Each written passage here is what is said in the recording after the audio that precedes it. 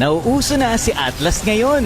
Sa katunayan, napipik na nga siya sa ongoing MPL Indo at pati na rin dun sa Malaysia. Napa-first pick pa nga siya. May mga pagkakataon pa nga na nababan siya. Kaya naman may re-reveal din ako sa inyo na sikretong mechanics na hindi sinama ng mga developers sa skill description nito. Hindi natin masabi na meta na etong si Atlas, pero malinaw na siya ay viable o pwede nang mapik ngayon kung kailangan nyo ng setter tank. Ipapaliwanag ko sa inyo kung bakit siya nagiging uso.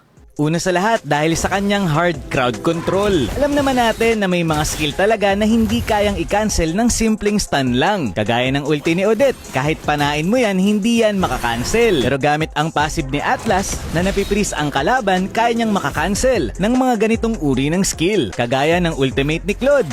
Passive pa lang ni Atlas, pwede mo nang makancel ang ultimate niya. At ire-reveal ko sa inyo kung ano ang skill mechanics dito kay Atlas kung saan mas mapapabilis ang pag-cancel nyo ng skill ng kalaban, kagaya nito.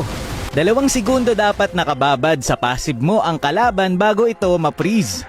Pero pwede mo itong pabilisin at wala ito sa kanyang skill description. Mas bibilis ang pag-freeze mo sa kalaban kapag gumamit ka ng skill 2 tapos skill 1. Yan kung makikita nyo, 1 segundo lang ang kinailangan para ma-freeze yung kalaban. Mas mabilis na passive, ibig sabihin mas mabilis mong makakancel ang skill nila. Pero kung sakaling malayo ka doon sa kalaban na kailangan mong i-cancel, pag nag-skill 2 ka, pwede mo nang gamitin agad ang skill 1 mo para makancel agad yung skill nila. Kumbaga kahit malayo pa yung katawan mo, gamitin mo na agad yung skill 1. Kasi mas mabilis dyan mapi-freeze yung kalaban. Pag inantay mo pa kasi yung katawan mo para makapag-deal ng double damage sa skill 1, medyo mas matagal bago ma-freeze yan. Ito ang side-by-side comparison. Dun sa kaliwa, mag-i-skill 1 agad ako. Doon naman sa kanan, aantayin ko pa yung katawan na lumapit para makapag-deal ng double damage. Pero yun nga, ito ay applicable lang kung malayo ang kalaban, tapos ang priority mo ay makancel yung skill niya. Pero kung wala ka namang ika-cancel na skill, mas okay syempre na palapitin mo yung katawan para double yung damage ng skill 1 mo. Pero kung kadikit mo lang yung kalaban tapos nag-skill 1 and skill 2 ka, mas mabilis talaga. Mape-freeze yung kalaban at makakancel yung skill niya. 1 segundo lang, kakagat na agad yung passive.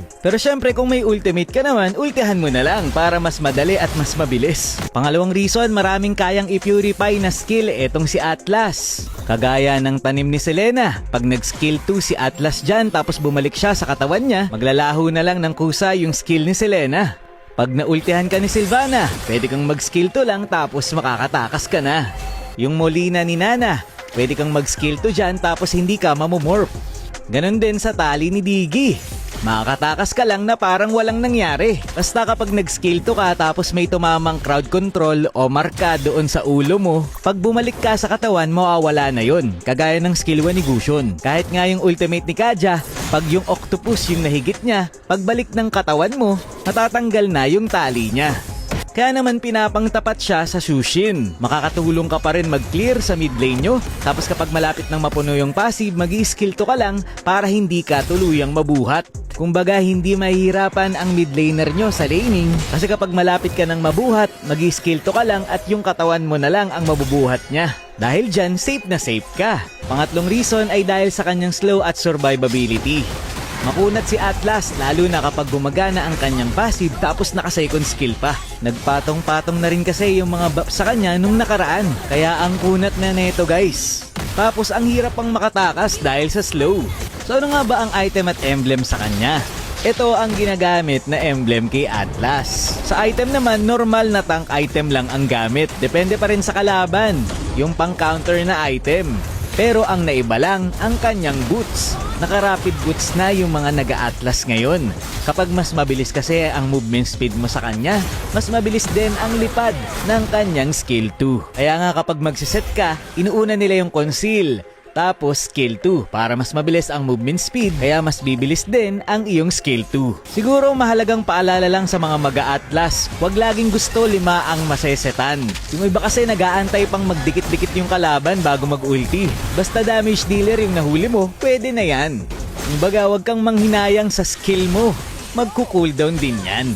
Bonus na lang talaga kapag nakahuli ka ng marami. Pero ang i-prioritize mo ay magbigay ng vision, mag-slow at mag-crowd control ng kalaban. Kahit gamit lang ang iyong skill 1 at skill 2. Mahirap lang talaga kapag yung kalaban mo may purify, kagaya ni Diggy, 1-1 Kagura, ganyan. So yun, good luck guys! Yun lang muna for this video. Maraming salamat sa panonood and to God be the glory.